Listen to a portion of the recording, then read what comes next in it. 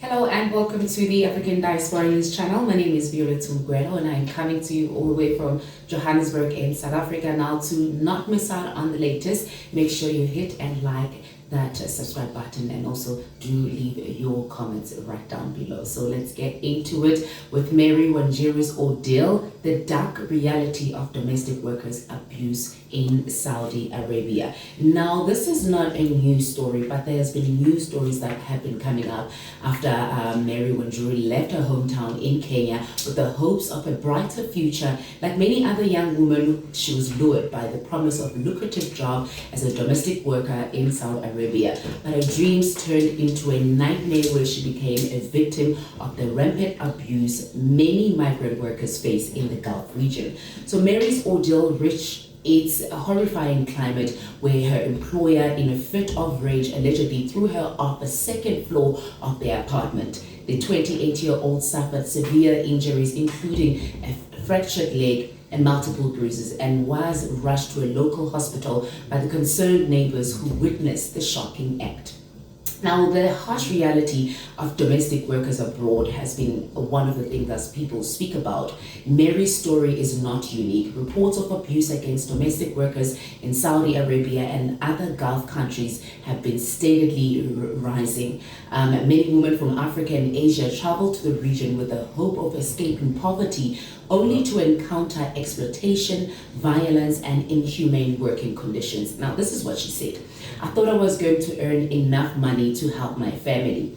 Mary shared from her hospital bed in a recorded video sent to her family. But from the first day, she said she was treated like a slave. She described working 18-hour shift without rest, being denied food, and enduring verbal and physical abuse. She also said her employer reportedly withheld her passport, and I think that could have been or should have been the first red flag. A common tactic used to control migrant workers, leaving her unable to escape or seek help. Now, government and also the advocacy group responded to this. Mary's case has also sparked outrage in Kenya and beyond. Now, advocacy groups including Migrant Rights Watch and Amnesty International have also called for immediate action to address the systematic abuse faced by the domestic workers in the Middle East. I think this is one of the things where it's just heartbreaking, but it's not surprising because we've seen it, we've heard about it, where migrant workers, when they go, especially in Dubai, because I've seen a lot of stories where people say, I went to work in Dubai, the first thing that my employer said was, let me keep your passport. That's a red flag. But also the Kenyan government has also come up under fire for failing to adequately protect its citizens working abroad. While bilateral labor agreements exist between Kenya and Saudi Arabia, critics argue they are poorly enforced, leaving workers vulnerable to abuse.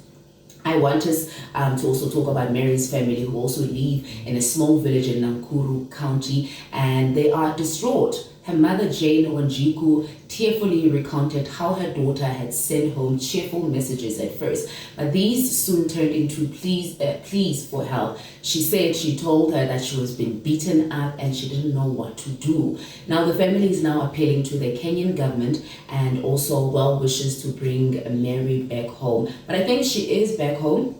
With the help of so many people coming forward and also giving out donations. I actually want to read someone's comment who had said that as a white South African, I've witnessed this modern day slavery in Dubai. He said, I encountered many ladies from Kenya working in the hotel industry and they were trapped because their passports were taken.